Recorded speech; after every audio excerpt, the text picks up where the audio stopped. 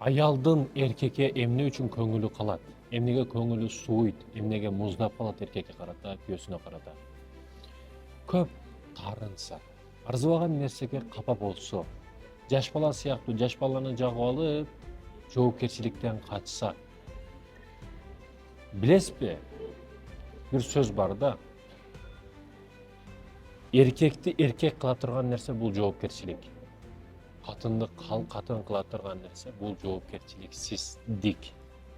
Аял жоопкерчилик албайт. Семьяны жоопкерчилигин ким алат? Эркек алат. Эркек канча көп нерсени жумушта, бизнесте, акчада көп нерсени жоопкерчиликке алганы сайын ошончолук даражасы да көтөрүлүп кете берет. Биз тилмен айтканда авторитет болуп кете берет.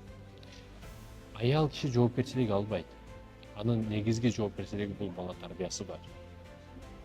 Айтайын дегеним, аз-маз нерсеге таарынбаңыз, назданбаңыз. Бул аялдарга тиешелүү, бул катындарга тиешелүү. Сиз катын болбоңуз.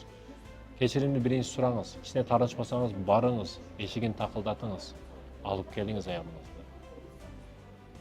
Андан кечирим сураңыз. Эч нерсеңиз кетпейт. Эч ким билип отурбайт бир семьясыңар. Эч кимге барып айтпайт. Фаланча кечирим сурады деп. Ошондуктан биринчи кадам сиз коюңуз, аялыңыз 10 кадам коюп сизге.